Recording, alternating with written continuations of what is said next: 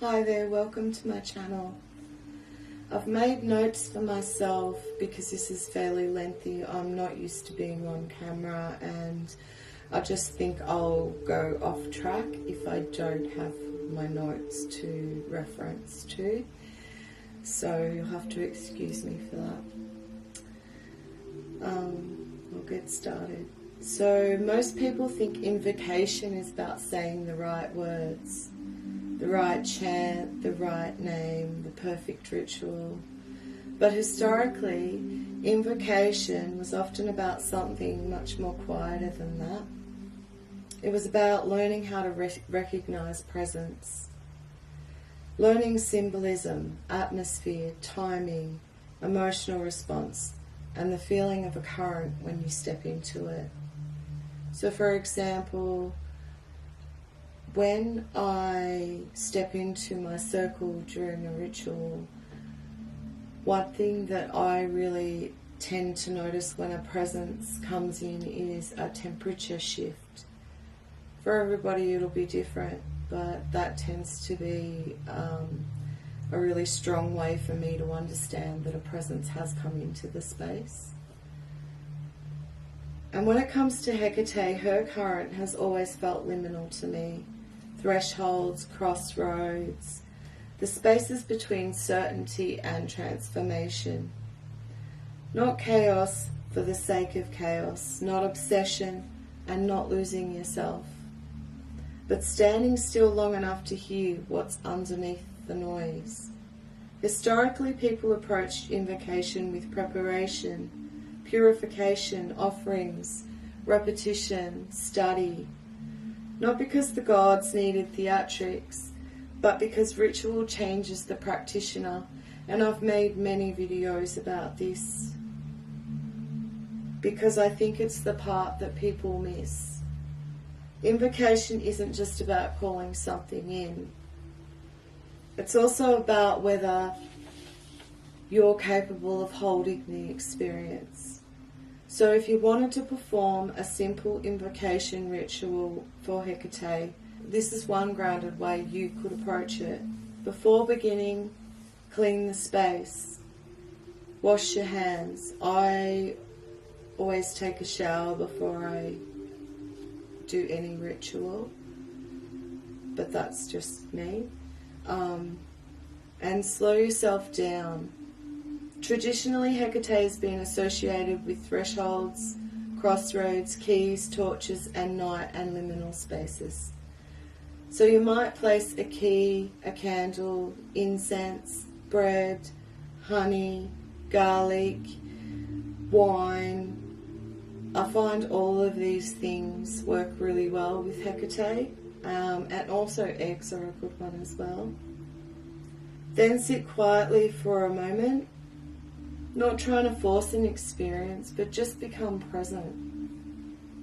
And when you're ready, you could say, Hecate Nodia, keeper of the crossroads, torch bearer and guardian of thresholds, I approach with respect and clarity.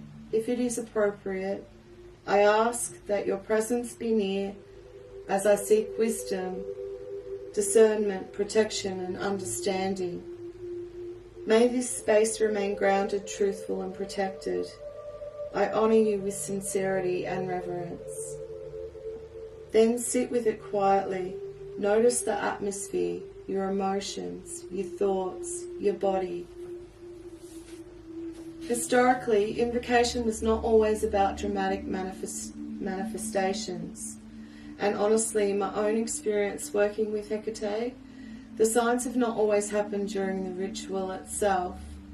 Sometimes the ritual feels quiet, calm, uneventful even, and then later something happens. A symbol appears repeatedly, a dream, an insight, or I call them downloads, an unexpected moment that suddenly connects you back to the work you did. And with Hecate in particular, I've personally found that a lot of her communication seems to unfold after the ritual rather than during it. You leave the space and then later you suddenly stop and think, whoa, because something clicks. And I think that's important to say, because modern spirituality can sometimes create the expectation that if something dramatic doesn't happen immediately, then nothing happened at all, and it didn't work. But historically, spiritual work was often built through repetition, observation, symbolism, patience, and relationship over time, not constant intensity. And I think it's also important to say this honestly. If you are asking Hecate for change, really think about what that means first. Because in my own experience with petitions and ritual work involving Hecate, the outcomes have absolutely become real, but not easily. The path toward these outcomes often forced me to confront parts of myself I wasn't fully prepared for. Fear, anxiety, old conditioning, attachment, control, grief, resistance. And sometimes the process itself can feel unsettling, because transformation is not always comfortable. I think before asking for something through ritual, it's worth sitting with yourself honestly and asking, am I prepared to become the person capable of holding this outcome? Because sometimes the ritual does not just change your external circumstances, it changes you. And in my experience, Hecate's current especially seems to work through truth, thresholds, and confrontation and movement. Not punishment, but deep honesty. And honestly, it can feel really intense when you've spent years surviving certain patterns, fears, or beliefs. So if you walk this path, walk it carefully. Stay grounded, stay reflective, and stay honest with yourself. And understand that invocation and petition work are not always about getting what you want immediately. Sometimes they're about becoming capable of meeting what you're asking for.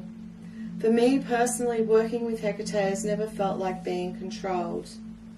It feels more like standing at a doorway with a torch in the dark. Not being forced forward, but being asked to look honestly at where I already am. And maybe that's the real purpose of invocation. Not escape, not fantasy, but relationship, awareness, and presence. And the willingness to stand at the threshold long enough to be changed by it.